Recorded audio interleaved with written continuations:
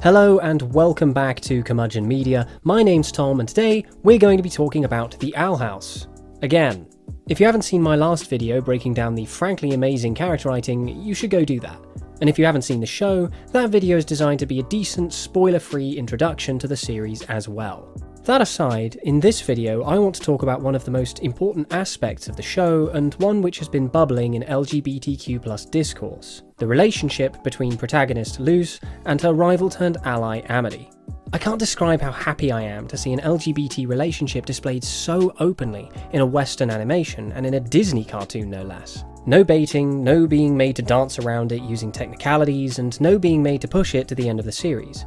This is the next step in positive representation and it's fantastic. Shows like She-Ra, Adventure Time, The Legend of Korra and Steven Universe walked so that the Owl House could fly. The trouble is that I've heard a lot of people complain about the writing of the Luz-Amity relationship, or Lumity for short. The word I see being constantly sung around by naysayers is rushed. They say that Lumity is rushed. And I mean, you saw the title of this video, so you know that I don't agree. In fact, I'm going to be breaking down exactly why Lumity isn't rushed. Now, I can hazard a few guesses as to why someone might think the relationship is rushed. After all, it's only natural to marvel at the fact that this I want answers! Turns into this. Stay away from my loot! And when you place these two moments next to each other out of context, it sure is one hell of an about-face. But there's a lot of gradual, subtle moments in between that are crucial to talk about. And I don't want to go casting aspersions over why people missed or ignored these crucial moments in the Lumity timeline. Maybe they just missed them, maybe they're socially conditioned to not recognise those moments as romantic when it's a same-sex dynamic. Maybe they're homophobic. But without further ado, let's dig in, shall we?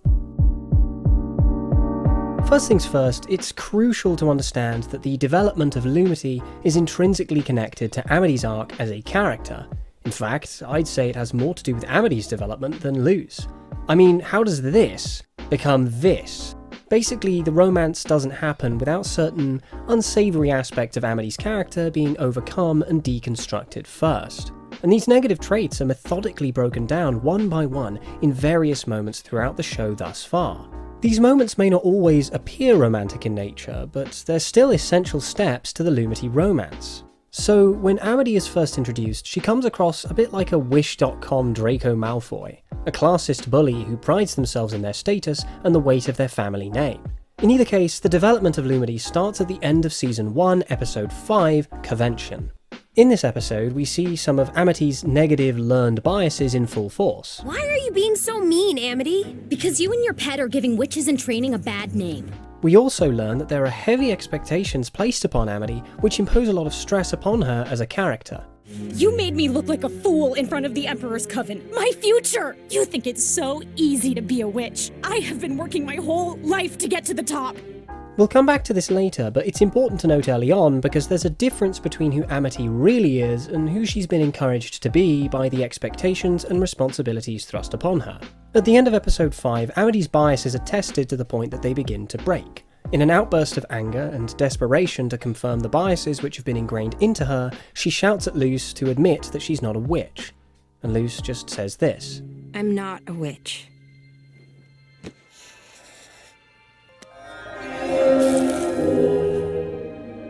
But I'm training hard to be one. This moment right here is where it all begins. Because in this moment, even if it's just a small one, Amity has been made to realise that maybe her learned behaviours might actually be wrong. That maybe, just maybe, the lessons imposed upon her by domineering parental figures and manipulative tutors might genuinely be false. Luz can be a witch, and if that's true, what else does Amity believe that might just be wrong? From this point onwards, we can begin to see cracks appear in Amity's system of values, her staunch adherence to status and class.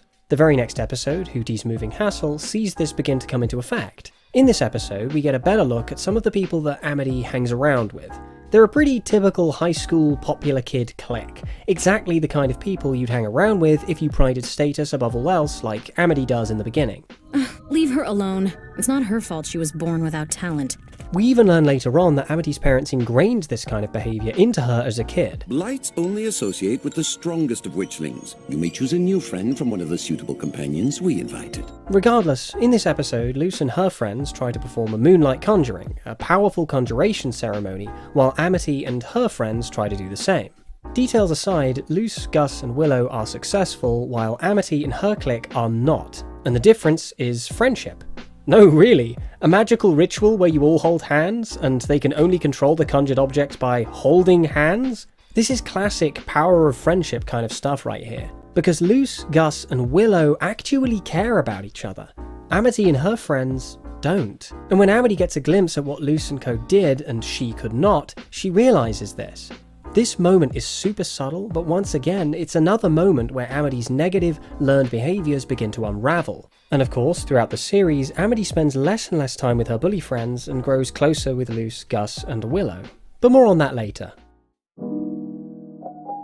Next up is Season 1, Episode 7, Lost in Language. For a lot of people, this is the starting point of Lumity. And while I stand by my claim that Lumity really began here, it is in Episode 7 that their dynamic becomes open to romantic subtext.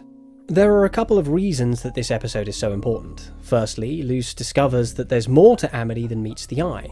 Contrary to the air of self-importance that Amity usually wears, Luce discovers that there's a sensitive, compassionate side to Amity. Specifically, she finds Amity volunteering at the local library, reading to children, and she's really into it. She's great with the kids, and the kids seem to love her a hell of a lot. The curious thing, though, is that when discovered, she brushes it off as though it's just another part of her status maintenance. It's for extra credit. Don't get your leggings in a bunch. This is obviously a lie, and it reveals without a doubt that there is a real Amity, the one who reads to kids and chooses books about loneliness and wanting companionship, and the projection of Amity, the bully, the classist, the one fashioned into a model of perfect status by her parents. But the second most important thing about this episode is that Luce shines a light on Amity's deeply repressed insecurities that she's deftly hidden deep within herself in an attempt to uphold that facade of perfection.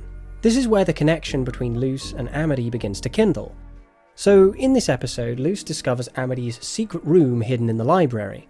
Within this room, she finds Amity's diaries, and they're pretty telling. I saw that human girl again. I may have overreacted. I don't want to come off as cruel, I just can't show weakness. The way that Luce has inadvertently challenged Amity's system of beliefs has clearly stuck with her, to the point that she writes about Luce in her diary. But also, we can see how deeply insecure Amity is at showing weakness and being herself, to the point that she even keeps her nerdy hobbies a secret. And contrary to what Amity has clearly been raised to believe, that these insecurities are something to hide, Luce embraces them and shows great compassion. When Amity's elder twin siblings try to use her insecurities against her, Luce naturally protests. No one deserves this. These are private thoughts. Let's put it back. And although this might not work out at first, it at least primes their relationship for a little more openness, even if it's nothing more than a laugh. Throw in a bit of drama where they have to save each other from a monster which is clearly symbolic of Amity's deep desire for companionship, and the pieces are beginning to fall into place for a meaningful relationship. At the end of the episode, Luce lends Amity her copy of Azura Book 5 as a peace offering. But this is a more important moment than it may seem. It's not just a mutual love of a novel series. This is Luce showing Amity that the things she's insecure about, even just a love of a pulpy novel, don't need to be locked away. They can be shared with the right company. Maybe you aren't a bully. I haven't exactly been the friendliest witch either. I'll think on that. The next most crucial episode, and for similar reasons, is Season 1, Episode 15, Understanding Willow. This is where we see Amity begin to reject her popular clique, but also where we get to see the parental pressures that have contorted Amity into the person that she is. In this episode, not only does she confront the unhealthy standards planted in her mind by her parents, and take responsibility for her actions and grow as a person, but she does it while bonding with Luce. It's a 1-2 punch of Amity leaving her old self behind and embracing gay. I'll keep it brief because we haven't even got to the super gay stuff yet. So in this episode, we learn that Amity, the popular prodigy, and Willow, the least popular witch in school, used to be best friends. We get a tour of Willow's memories and how that friendship eventually ended in flames, pun intended. Now, at this point, Amity's relationship with her clique has already begun to falter, but she's still embarrassed by the thought of her friendship with Willow becoming public knowledge. Amity had really hurt Willow, manipulated by her parents into placing status and family name above genuine love. Because you're a weakling! You can't do magic, so I don't want to be your friend! And it's a big deal that she owns this mistake and rejects her parents' awful advice. It's also a big deal that she finally decides, of her own accord, to leave her popular clique behind, symbolising the final nail in the coffin of who Amity was at the start of the season.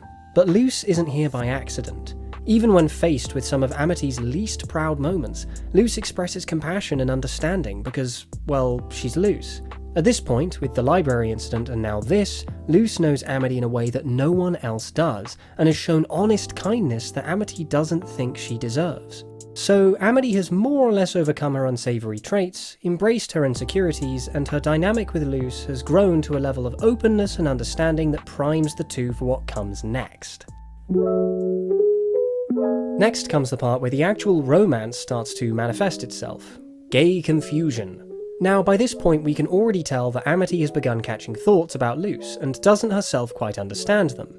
So you two go to the same school now. That doesn't change anything. Huh? We've seen the odd blush here and there, but it's time to kick things into 5th gear. The very next episode after understanding Willow is the biggest Lumity episode in Season 1, Enchanting Grom Fright. This episode confirms that Amity now recognises those confusing feelings as a crush, likely because of the bonding sesh in the last episode. The crush remains a secret, but at this point it's pretty clear where this dynamic is going, even if Luce doesn't quite realise it yet. They dance, it's got heavy romantic overtones, a good time is had by all. For the rest of Season 1 and a little into Season 2, Amity struggles to deal with her gay feelings. What about you, Amity? Me? On a team with you?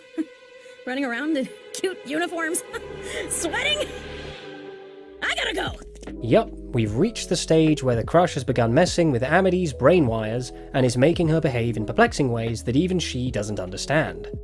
Oh, wow. Sports. This is the next stage in Lumity's development, where the crush is taking full effect on Amity's behaviour. We've got 2 episodes in Season 2 where this stage of the relationship peaks. Episode 2, Escaping Expulsion, and Episode 5, Through the Looking Glass Ruins. Escaping Expulsion repeats some of the lessons learned in understanding Willow, so I'll keep it short. The difference is that this time, Amity is faced with overcoming her parents' grasp directly, rather than just her clique. The episode sees Amity's parents attempt to separate Amity from Luce, Gus, and Willow, her real friends, by pulling some bureaucratic strings and getting the 3 of them expelled. Now, at this point in the story, Amity already knows her parents' influence is a bad one, yet she remains too afraid to stand up to them and break out on her own. Unlike understanding Willow, however, it is her growing attraction to Luce which compels her behaviour in the first place. When her parents put Luce in harm's way, Amity realises that she loves Luce more than she fears her parents, kind of like with May and Azula in Avatar. I love Zuko more than I fear you. And let's face it, we all screamed when she said this. Stay away from my Luce! I think this episode is primarily notable because Luce has seemed mostly oblivious to her effect on Amity and the obvious romantic overtones of their dynamic, but here it finally seems mutual. Luce is realising the extent of her own feelings too. Now that Amity's crush has outwardly affected her behaviour, the reciprocation can begin. So by the time we get to Through the Looking Glass Ruins, the nature of their relationship is absolutely no secret. You need my library card to visit Amity, don't you? I haven't been doing a good job of hiding that. Amity attempts to help Luce find information in the library to help her get back to the human realm, but in doing so she acts against her own self-interest, breaking library rules. This causes her to lose her position at the library, something which means a lot to her personally. And then this happens. Being around you, it makes me do stupid things, and I wish it didn't. It's okay, I do stupid things around you too, Amity. So the 2 of them recognise what their feelings are, but they don't yet know what to do with them. They're both still young, and it's likely this is their first time experiencing feelings like this. Those feelings are manifesting in ways that confuse them and sometimes have weighty consequences.